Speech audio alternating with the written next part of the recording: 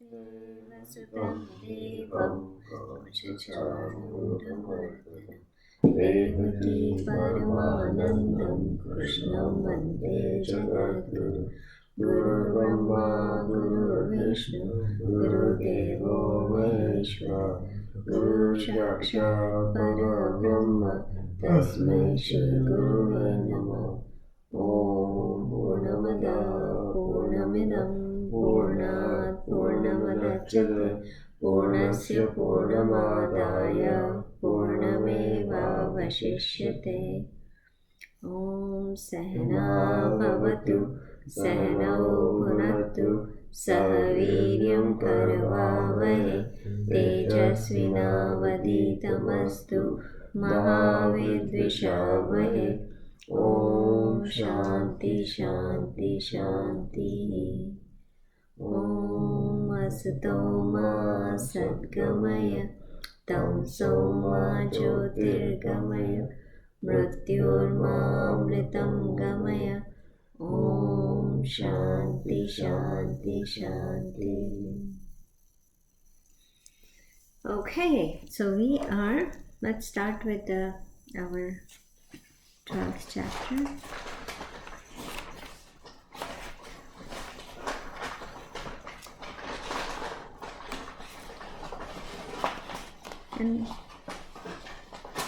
And let's start with 12th chapter. Okay. Nanu, can you share with them? If you can go up, or you both can share together. No.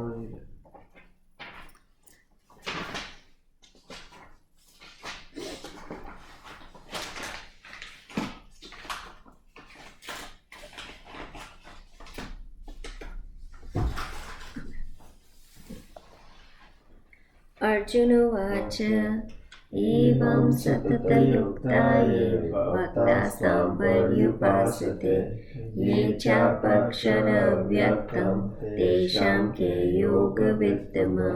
श्रीभगवानुवाच मय्यावेशमयो ये मां नित्ययुक्ता उपासते श्रद्धया पर्युपेता ते मे युक्ततमा मतः। ये त्वक्षरम् अनिर्देशम् अव्यक्तं पर्युपासते सर्वत्र तमचिन्त्यं च कूटस्थम् अचलं ध्रुवं संनियम्येन्द्रियं ग्रामं सर्वत्र समबुद्धये ते प्राप्नुवन्ति मामेव सर्वभूतैर्हिते रताः। क्लेशोपकृतेषाम् अव्यक्तासक्तचेतसाम् अव्यक्ता हि गतिर्दुःखं देहवर्तिर्वाप्यते। ये तु कर्माणि मयि सन्न्यस्य मत्परा अनन्येनैव योगेन मां ध्यायन्त उपासते तेषामहं समुद्रार्ता मृत्युसंसारसागरात् भवामि न चिरात् Partha मय्यावेशितचेतसा।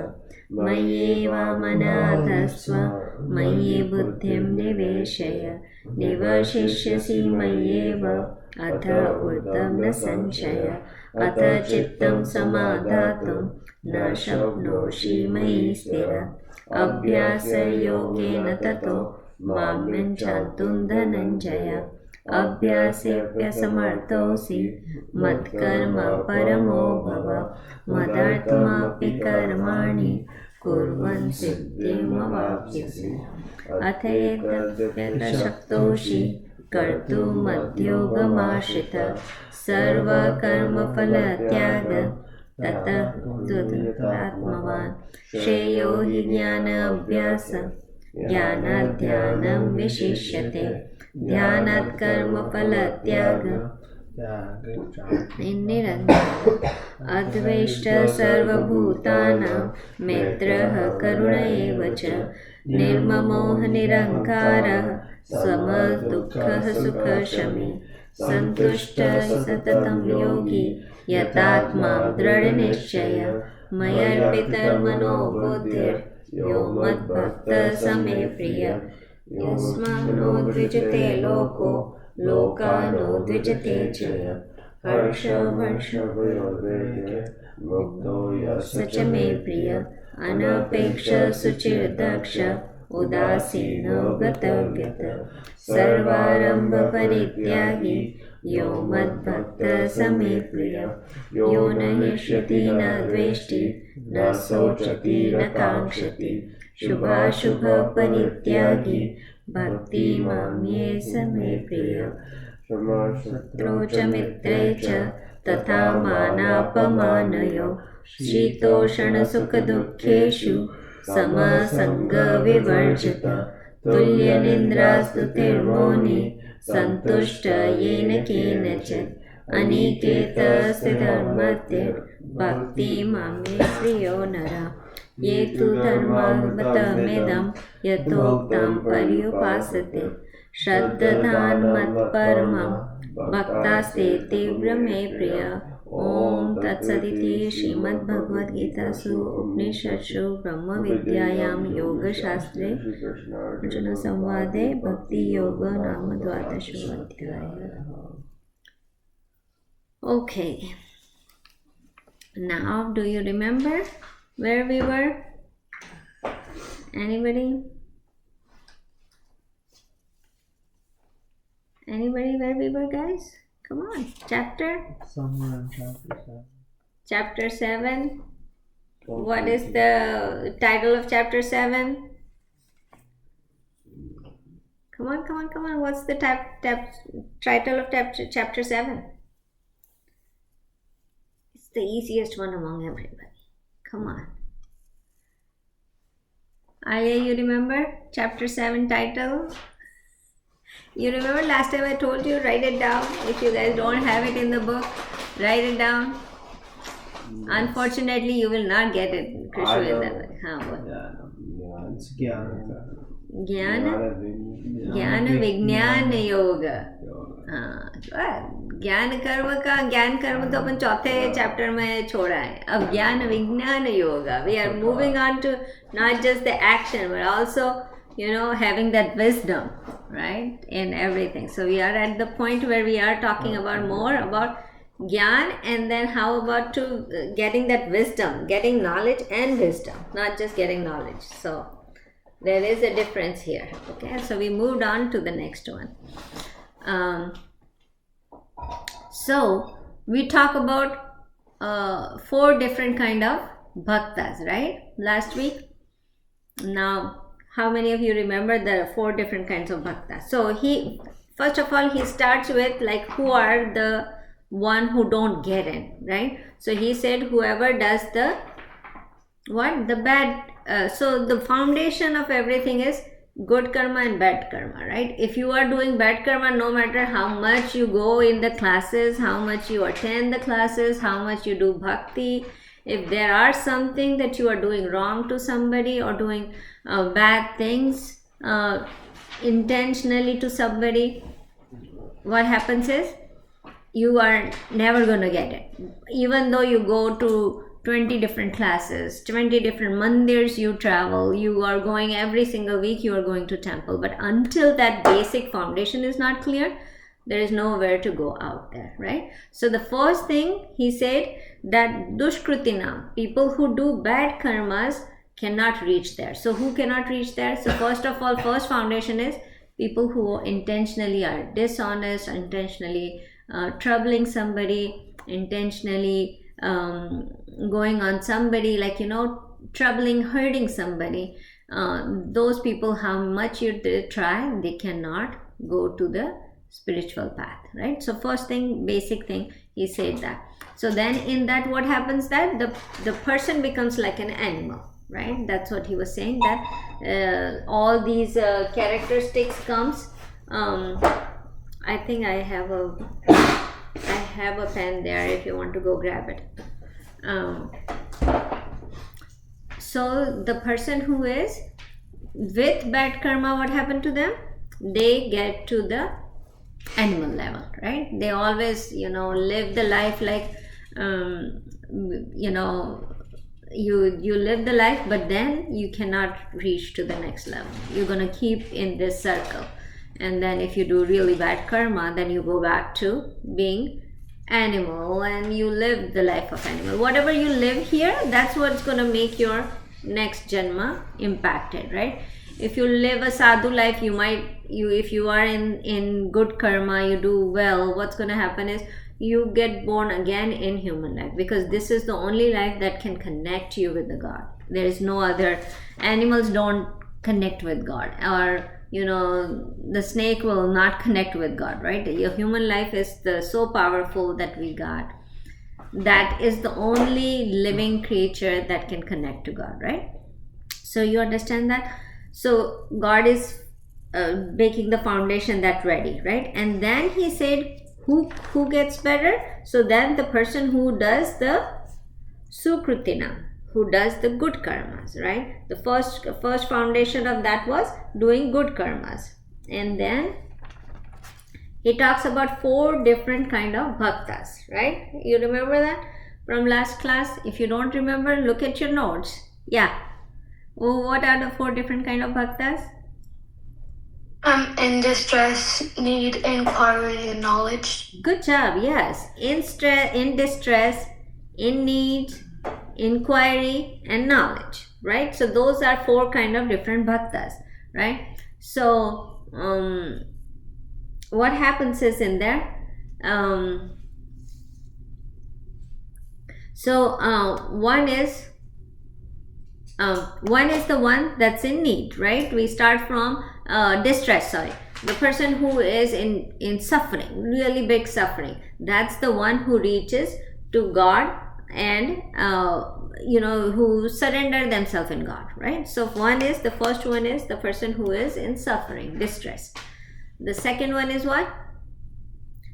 Second one you said, which is need, right? The person who needs something, right? I am not going through suffering, nothing is bad in my life, but how good it would be if I get this, right? So then the second level of bhakta. Then the third level of the bhakta, who is like, oh, I need to know what's this, what is the life, how are we, what is human being, what is animals, why do we get birth in this, we have this family, why are we in this world, what is our purpose? So all those questions comes, so bhakta become inquirer, right?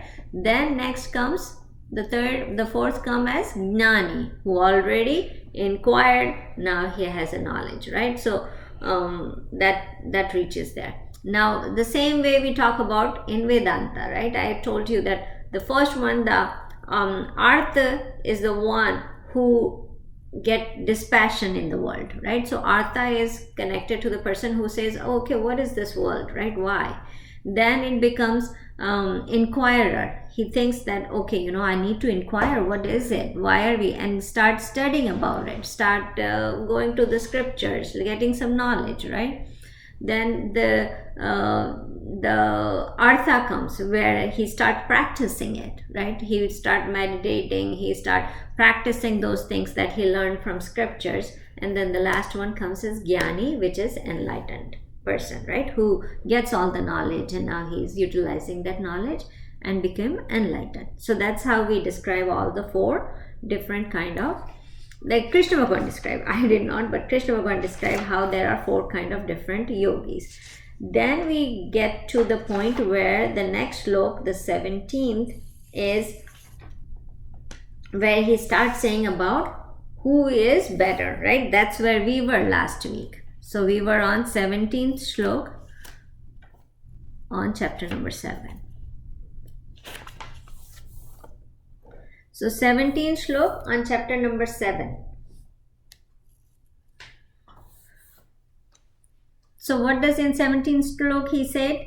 That he talks about, of these men, like all these 4 people that he described, out of these men, man of knowledge who is constantly in identity with me, who is single-mindedly in devotion, excels.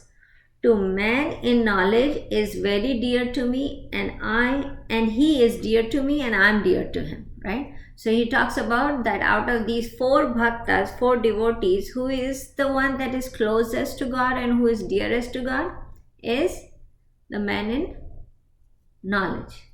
You want to say something? Okay. So the man in knowledge means the person who is Jnani. So out of those four bhaktas, what he said, who is the closest to God and who is God closest to is Jnani. Now, why? Why is that one the best one, or why is that one is the closest to the God? Can anybody explain me? I think we did touch a little bit about it last week, just initial touch. So, why is the Jnani most closest to God? Anybody can throw any ideas, like anything that, why is the Jnani? He already gave the answers in the shlok. Already talked about it in the shlok. What he said? Because he's always engaged in pure devotional service. He is always constantly nitya yukta. He is always with God, right? So this person is always with God. What about the other people, right? What are we talking about the other ones, right? So other ones is, let's say, Artha, right? Artha is the person who is in distress. Can somebody live in distress for long, right? Probably distress goes away, the God goes out of the life, right? If the suffering goes away, it only the suffering is making connect to God. As soon as suffering goes up and down, the God goes out of the life, like, or a God devotion goes up and down, right, with the suffering, right? Then inquiry is what? I inquire about God, but then my inquiry goes close to aura. Sometimes I'm very inquisitive on something, and sometimes I'm not inquisitive on something, right? One day I really want to know what is life, what is this, and then one day I don't want to know. Okay, I'm okay, like, let's, whatever it's living, and it happens to everybody, right? Then the Artha is the person who needs something, right? My needs changes, right? Today I need something God gave me. So then the devotion to the God goes a little less, because right now I don't need anything. Now next need comes, I will go back to God and I will go back to that, right? So that's how, but the Jnani is the one who stays with God all the time, right? And now I got this knowledge that I am the consciousness and God is the consciousness. Then you are in the stage all the time. Like, let's say when we were born, right? So your mom and dad gave you a name and you are like Alia. Okay. So I am Alia. My mom, dad gave me a name Alia. And when you start understanding, when you grow a little bit, you start understanding that I am Alia. Do you have to put any efforts to make yourself remember that you are Alia? Do you wake up in the morning and say, oh, okay, let me remember who I am, or what's my name, right? Who am I? Then, effortlessly, even in the middle of the sleep, somebody will call your name, you will wake up, right? Because you know that they are calling me. So you effortlessly, you live the life saying that I am Alia, effortlessly going on. Same thing with Jnani, what happens? They effortlessly know that they are not this body, mind and intellect. They are effortlessly known that they are this consciousness and God is this consciousness. So they don't have to put any effort. So all the other bhakta needs to do devotion, all the other bhakta, oh, let me do prayers, let me do arti, let me do mala. But this Jnani who knows, who get connected with God all the time, nitya yukta, means they don't need to know anything else, right? So it's very easy for God to say that Jnani is the one who is dear to me and I'm dear to him too, right? So it's like vice versa. It's not a one-way street. If he is dear to me, then I'm dear to him too. That's how close the bond becomes, right? So another way to think about is, so this Jnani person who is constantly in awareness of that I exist, that doesn't go away, right? Consciousness is the existence, right? So if I exist is always there, then what happens is that connection never breaks, because I always exist. As soon as I existence breaks, what happens is you are not anymore this when you always think like this existence is, that's what I am, then even if this body, mind, thoughts, intellect, all these things goes away or changes, my existence doesn't change, right? So that part always stays in there, and they get connected with God with that, right? Because God is existence, I am always in existence, means I am always connected with God, right? I'm always tuned in with God, right? So that's how, if that thought comes, it's very easy to have this yogi effortlessly doing that, right? So now let's talk about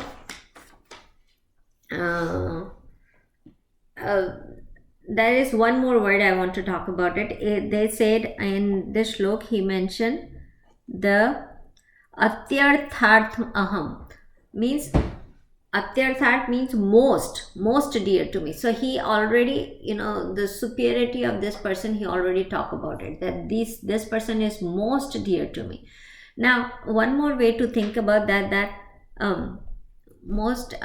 when we love something, we want to keep it all the time with us, right? That says that, oh, I like this. If Sean wears this brown shirt every single day, he loves this shirt, that's why he keep on wearing this all the time, right? Because you love it, you keep it with you, you always keep it close to you, right? So then what happens is, when this jnani think about Atma, what happens is that either you are close to that thing or you keep close to this thing, or other way. If you keep it close, means you love it, right? Both sides. So what is the closest to us? Our existence, our Atma is the closest to us, right? So we keep that close to us, though everything else keep changing, but the Atma inside us doesn't change. Our consciousness never changes, right? It stays there. So that means that it is the most dearer thing to you than anything else. Like everybody wants to stay in this existence all their life, don't we? Like the thought of not being existent, that kills us, right? If I'm not there in this world, nobody wants to die, nobody wants to run out of the existence, right? So that part, always remember that existence is the one that we love the most, right? Do you understand that part? So how do you love the God the most, or God loves you the most? Think about this in Advaitic knowledge, right? You got it? So that's what it is. So let's talk about what about the other thing, right? So okay, God praised this person who is jnani. What about the other three? So in next slok, God talk about the other, not talk about the other, but he pulls it in, what are the other stands for, right? So let's get to slok 18 and then read slok 18. Let me see which one is it. Okay, you want to take it, Raja?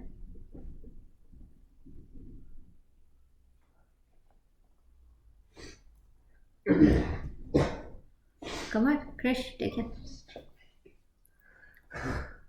Come on. Udara sarva evete.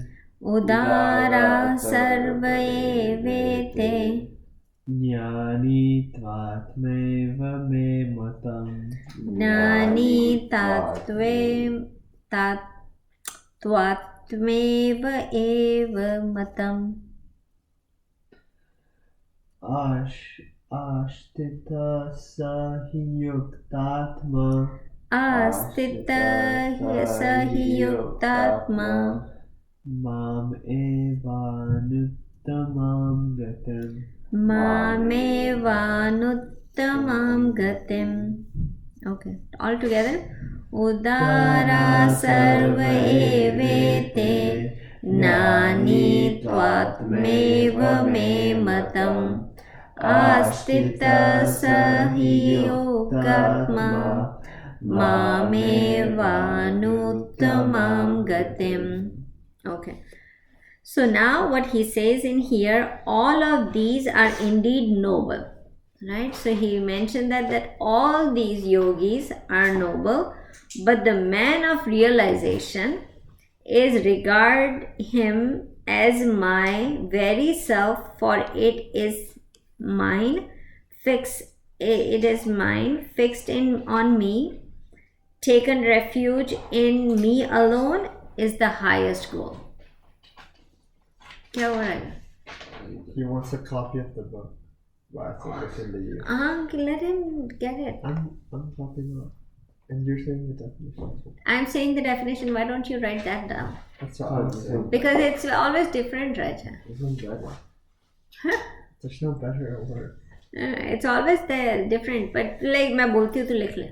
All of this are noble, indeed noble. But the man of realization regard him as my very self, for it is mine, comma, fixed on me. You go back. The man of realization is man of realization regard him as my very self.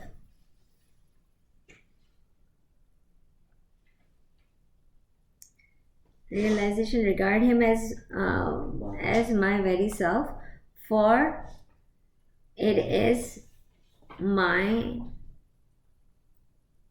fixed on me, taken refuge in me alone. Taking refuge in me alone is the highest goal.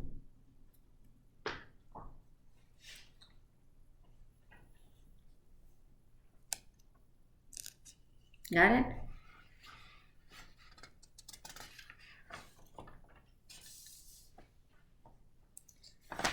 So let's go with the words in here.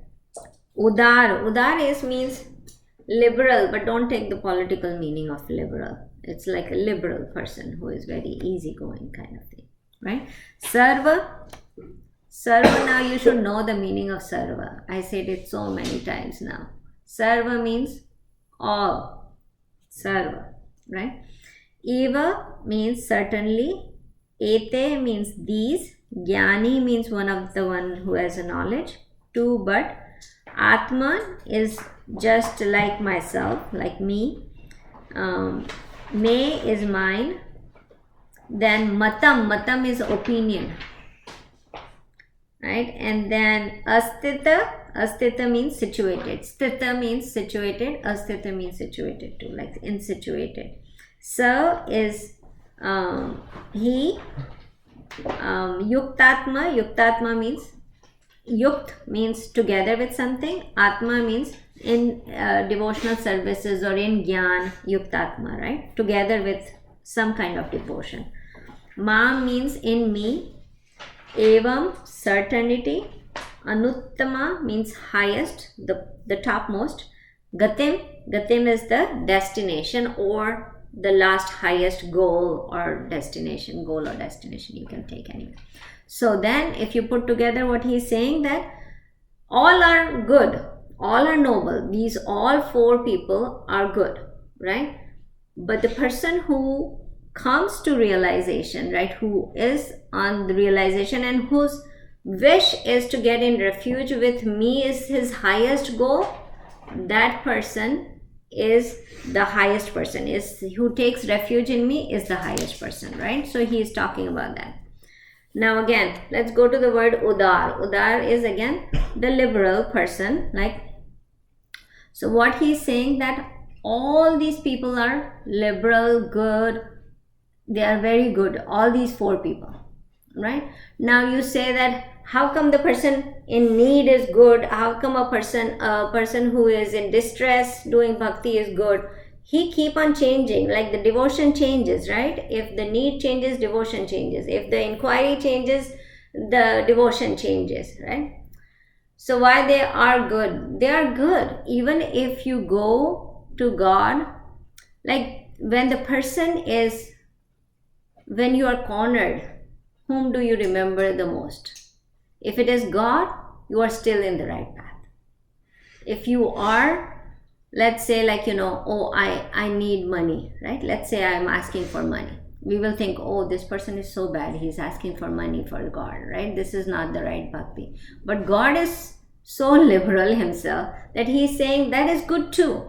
As far as you are asking for money, not being dishonest to somebody, not hurting somebody intentionally, not doing something bad to somebody, if you are still asking for money, you are still a noble person. You got it?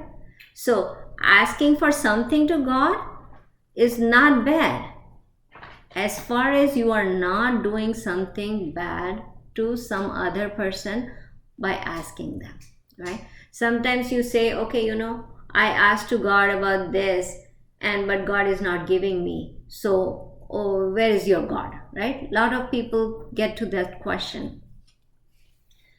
Think about that. I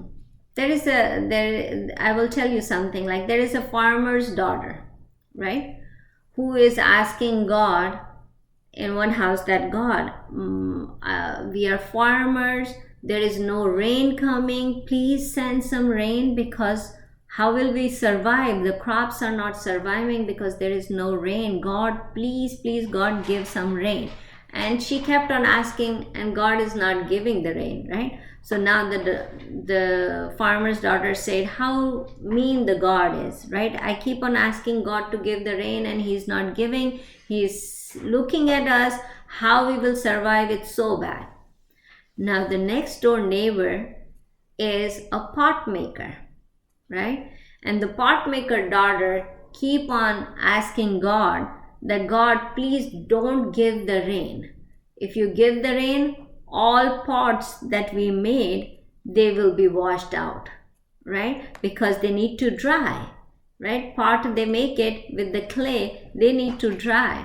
But she's saying that please don't give the rain, because then the pot will go away and we will have to make the pots again. So God, please don't give the rain, right? Now, they both are asking for something opposite. Now, God has to think about it and give what he can give, right? It's not that something that you are asking can be bad for other person, or something the other person is asking could be bad for you, right? God has to balance this whole entire world, right? Probably you don't need that much what you are asking, and the other person needs that much more than you do. He might give it to him, right? Because he is in need of that thing so much that you don't, though you are asking for it, but probably you don't need it. You still will survive without it, right? So think about that all the time. Not that God doesn't want to give you, though you did so much worship and God is not giving you, you ask for it, where is your God? No, there is somebody else who needed more than you, right? So they always keep that in mind. What God gives you is what you should be doing it, and he gives you, he thinks 4 lives from here. We think like, what is tomorrow? He has a big picture out in front of him, what he wants for you. Like, if I don't get into this, or if I don't do this, oh, God is not helping me. No, God is helping you. Probably he's going to give you the one that is best for you, right?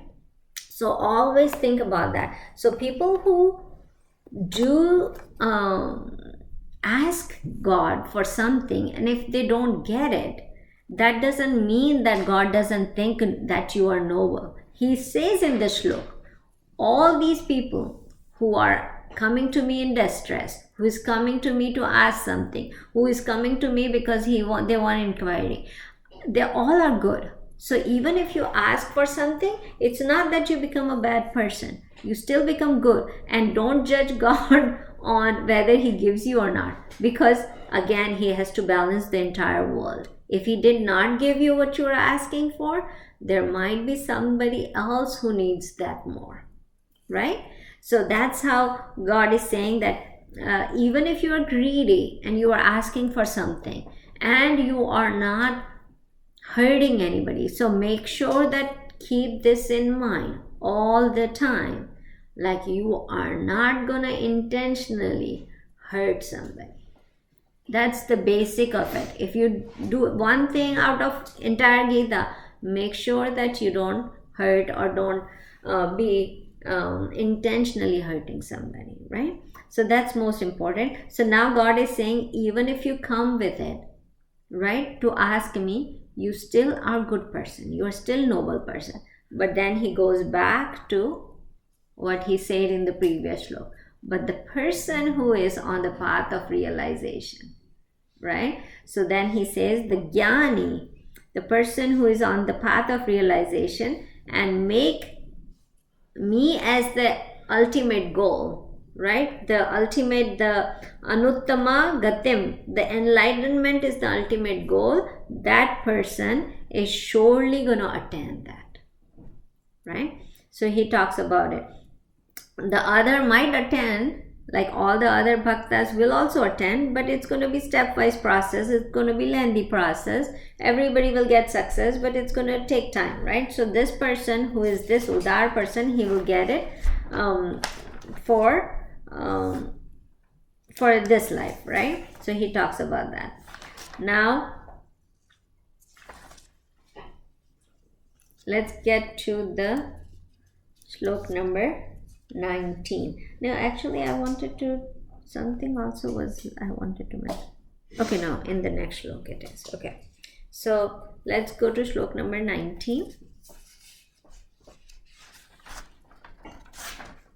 Okay, yeah, Bhagavad 19. Okay, Alia, you want to take that, Raja? Yeah.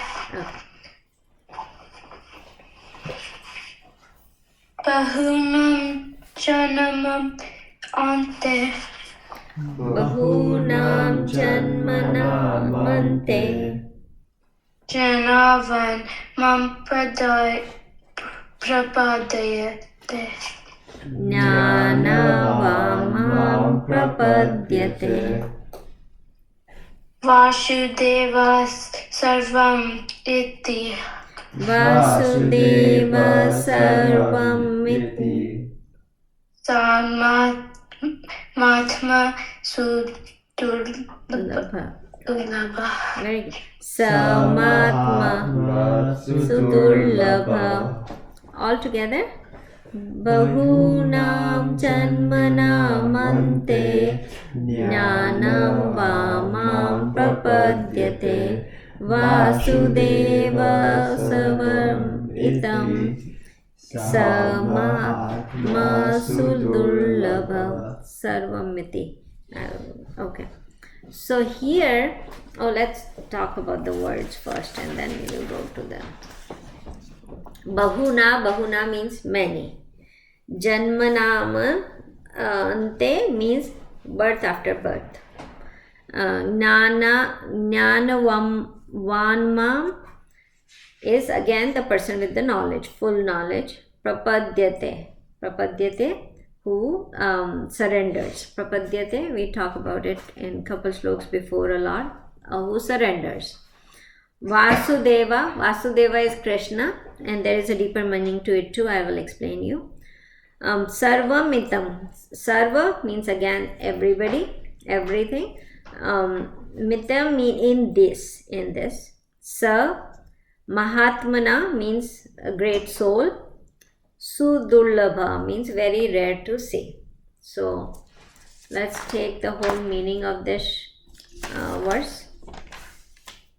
Okay, so it is at the end of numerous births, this man. Yeah. Oh. At the end of numerous births, yeah. Right? So you can, I don't have to repeat the whole thing. At the end of numerous births, the men of realization take refuge in me, knowing that all it is Vasudeva. Such a great soul is rare, is very rare. Okay, sorry. At the end of numerous births, At the end of numerous births, the person who is like in the man of realization, yeah. or man of wisdom, Exactly. He and knows be to be or all to be Krishna. He's just Or saying Vasudev. that- He knows all to be Vasudev, and that person's very rare. Yeah. Okay. Yeah, Take you don't have refuge that in me. exact word. That's One. the exact word. No, it's He not. knows all Okay, to be shh. Vasudev. Okay. Can I repeat it? At the If you end know of Vasudev, numerous Vasudev. births, the man of realization take refuge in me. That's what you're going to do. Such a great soul is very rare to me. See. You forgot about Vasudev. Yeah, all is in Vasudeva. What the hell? I thought you already wrote that one. A refuge in me, knowing Vasudeva is all, or all is a Vasudeva. Such a great soul is rare. Okay. So, a lot of things here. The biggest word, again, Vasudeva Sarvamiti. That word is the summary of the entire Gita. Like Vasudeva Sarvamiti. Too many. No, so every shlok is so important. You can take any This is the shlok. most Need to important know part. the shlok. Yeah. No, I'm not asking you to need to know the shlok, but I'm just saying that there is such a big word. Like if you can understand these couple words, that's good enough to understand the entire Gita, right? So, Vasudeva Sarvamitim is, so the final goal, after you attain many lives. So he is very clear here that it is not easy. The person has to have many lives, right? So first thing is that after many lives of this path on this realization, right? But you guys don't think that, oh, okay, oh, I will have many life, I will take it care of in next life. What is it, right? You have to keep working towards it. If you don't work towards it in this life, you cannot just sit down and say, okay, I will do it in next life. You might not get human life next life. Then next life you will not get another How do you life. know you're like working towards it? By going thing these ways, right? What already we are saying, like you have to think about, are you going towards it, right? First of all, are your foundation clear? Are you doing dushkritina or are you doing sukritina, right? The first word is, are you doing wrong things? Are you doing right things, right? And wrong thing is not like, okay, what is wrong and right is also a big definition, right? But are you doing something, some harm to somebody, right? If that's there, then you are not on the right path, right? Starting from there. Forget about everything else. Now slowly put yourself in these 4 different devotees. Where are you? What do you feel? Right? And that will give you, that will channelize you which path are you taking. Right? So it is very important to understand that. But don't think that people could be, this is the life where you can go to the ultimate spot. Don't take yourself, not push yourself to reach there, because it's very easy to say, okay, God already said many life, I don't know how many life, but you have to make sure that you do 100% in this life, so you get human life again. If that's, you have many more life, many more work to do towards it, right? But first of all, you have to understand that you do 100% when you got this, right? So remember that part. First of all, don't think that, okay, forget about in this life, I will not get it, let's not work toward it. Why do you waste time on working towards it? And I told you many times in Gita itself, God says that whatever you learn, it continues, it doesn't wash off, because it's a many life project, it's not a one life project, right? The project is going in many lives, so it has to continue. You cannot restart. For every other thing you restart, right? To earn money you restart, to earn knowledge you restart, to everything you restart. But for spirituality you never restart. You start from where you end and you start from next life, because it's many life project, right? So first of all, we understand that. Now there is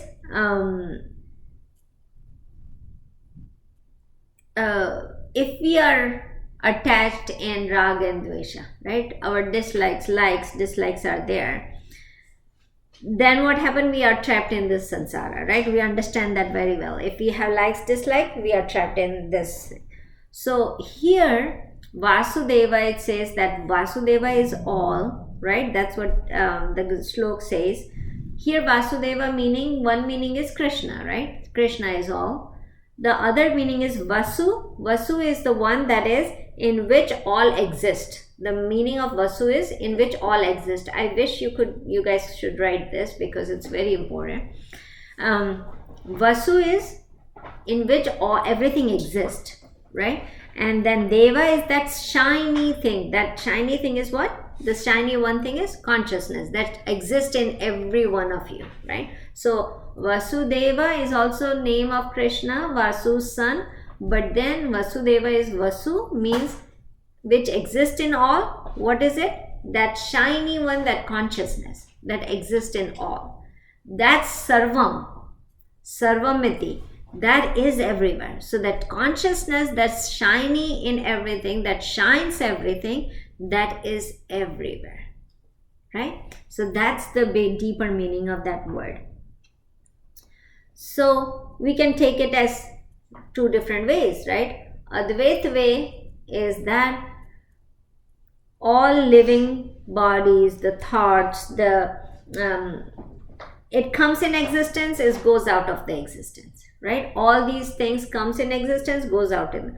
One common thing is existence itself, right? So that's the Advaita meaning that we take all the time. Now, the devotional meaning. So what we say in Advaita, existence is appear, it disappears. Now, devotional prospect is that everything exists and everything is God and everything is so beautiful. Everything is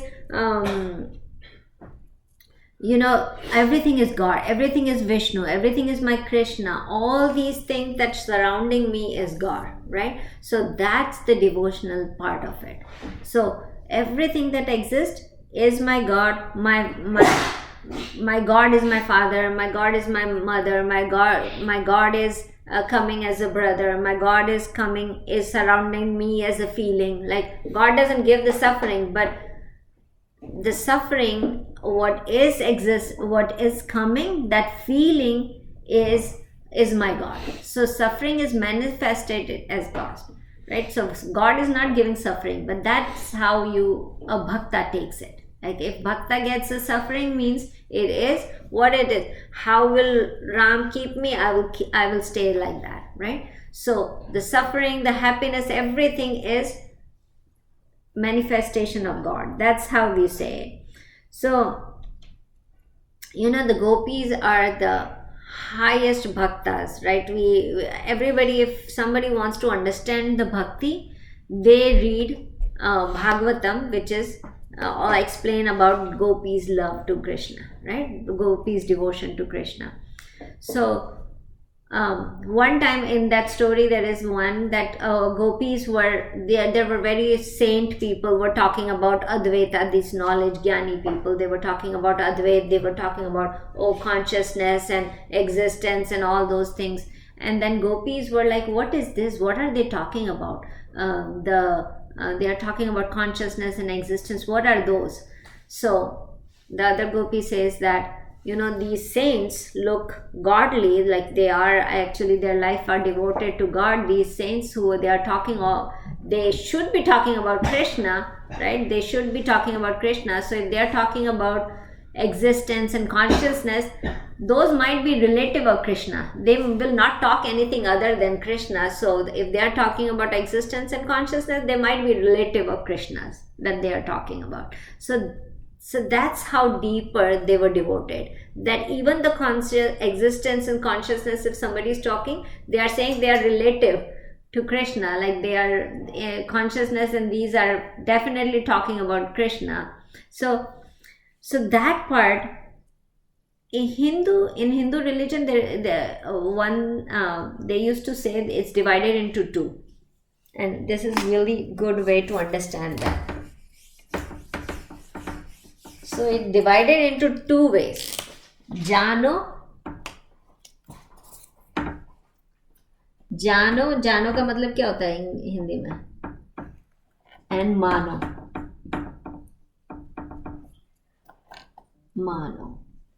What is jano in Hindi? Janna, No. knowing, right? So know. Jano ya mano. This is knowing. Mano means believing, having faith. Jano ya mano. Believing or सही लिख के दूं तुमको? Yeah, please. I thought you should know. Holy. Believing. Huh? So either you know it means having that knowledge, right? Having that knowing it, or having faith in. Now knowing it means that jnani who knows it, right? And Ram Sukdas ji is the big saint in Indian culture. He said, if you know how it says that take everything as God, right? Everything is God around you. But this guy next to me, I don't like him at all, right? How can I take this as God? Because what he does, I don't like him, right? But how can I take him as a God, and how can I treat him as a God? That means you are very much, if you are in with that mindset, your rag and dvesha are very strong, right? Your likes and dislikes are very strong. If you don't like this person, Not a good thing or bad. right? So now Ram Sukdas ji says this is really one good thing. If you are having the strong intention of likes and dislike, and you think it's very different way I'm explaining you and what he explained. Remember this thing. Go to Advait. Why he says go to Advait if you have strong belief? So far I was talking it, no, purification of mind is necessary. Purify your mind, purify, then you can go to the knowledge part. But he's saying if you have the strong rag and dvesha, go to Advait. What Advait does? What Advait does is that Vivek, he says, use the path of Vivek. What Advait does? Advait makes sure, your understanding is that this Jagat is mithya, right? When this thing comes as Jagat is mithya, means it is just the samsara is just the appearance, right? Like how in the dream just appeared, it's not there, right? The same way it explains that this samsara is just appearance, right? It's not real. So then what happens? You start taking it as everything what other person do or other person are doing around you is just a mithya. It's not the reality, right? So then slowly what you guys can understand is that there is nothing else other than existence in Advait. So whatever the other person is doing and I'm not liking it, it's mithya. It's not real. Right? So what he says is when you are having a law of very strong likes and dislikes, go to Advait, right? Do the Advait thing. So you can start taking this mithya. So all is, when you cannot take all is God, all is Vasudev, what you start taking is that everything in the samsara is mithya and only existence is only there, right? Little bit understanding. Now understand the other side, the mano belief side, right? That's the knowledge side. Then go to the path of bhav. So this is Vivek, the knowledge. This is path of bhav, means having that feeling, right? Now path of bhav, what he is saying is in Vivek, what I was saying is that, you know, you take as mithya, as maya, everything is maya, nothing else is real, only our existence is real. So in Vivekananda Swami, one time Mary Hale said that, oh, I understood everything what you said in a letter to Vivekananda Swami. I understood whatever you said. I know everything is God, right? I understood that. Vivekananda Swami wrote the letter back saying that, what are you talking about? I never talk about this strange doctrine. I never said everything is God. I always said God is only, right? So only God is there, nothing else is there. Not everything is God. So there is a difference between everything is God and God only is. Like last time also I tried to explain you guys this. So when this thing comes, when you start saying that our consciousness is everything, means God only is, right? And here everything is God. So that's the difference comes in there, right? Then whatever in devotion, what happens is that you start writing, you start talking about that love that I have for God, right? So I will see the same love that I see the God with, I'm going to see everybody around me, right? So then everything become God, right?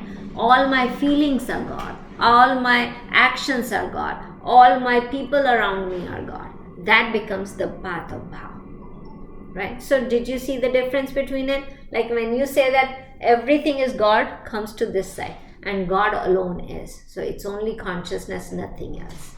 So whichever way you want to go, if you have a strong, and this is a different way to think. What Ram Sukdas ji said is very different than what we are saying. Oh, you know, what we talk about so far is you purify your mind, you purify your mind by doing karma yoga, then you concentrate and do the dhyan yoga, and then you get to the gyan yoga, right? Here he is saying that if you cannot go away from the likes and dislikes, then you do other way. You directly feel like nothing else is there, only God is, only existence is, only consciousness is, right? You got it? And then here you come with the bhav of that I can love, I have no dislike, dislike and likes are purified. I don't have those strong likes and dislikes. I don't, like if the person is doing wrong or right, I don't have that strong likes and dislikes. Then what happens is you go towards the bhav yoga. Then you can easily connect with everybody with the bhav of love, right? You got the difference, right? Krish, I think you got the answer where you said that the bhav doesn't come. Well, you know, how can you create that bhav? Like this is the path where you can say, okay, you know, I cannot create that bhav. I have a lot of strong likes and dislikes. I'm on this side of it. Then you take this path, right? If you can create that bhav, then you stay. Okay, I can see my brother in everybody, or I can see the love that I have for God. I can see with everybody, or then you come in this side of the thing, right? So it's very easy to think that way. If you are struggling with anything, we can come with the answer on this, right? So I love the way how he explained it, right? Now he further says that this both, we talk about, oh, this is jnani, and this is bhakta, but he says that these both come with jnana. This also come with the knowledge. That bhav of everybody is God also come with the knowledge. You have to have that knowledge. You cannot just say, okay, you don't need a knowledge, you just go and do, that bhav can be created. No, this is also come with the knowledge. You start seeing the entire world as God, this also comes with the knowledge. And this also comes. So jnani, when Krishna Bhagavan is talking about that the guy that is jnani, it's not that this person is not jnani. He's talking about the jnani in both the ways. Either you go devotional path or either you go the jnana path. Both are jnanis, right? So he's not saying that, okay, Advaita Gyan is only the one who can follow. Devotional Gyan also you can follow. And that Gyani is also the top Gyani, top person, right? You understand the difference very well now, right? It is very, I took this thing a little bit stretch longer because it's a very basic thing which I question myself so many times, right? So I want to make sure that you guys also, if the question comes to your mind, you can find the answers here, right? So what time it is? Are we over? 10 o'clock. Oh, is it? Okay.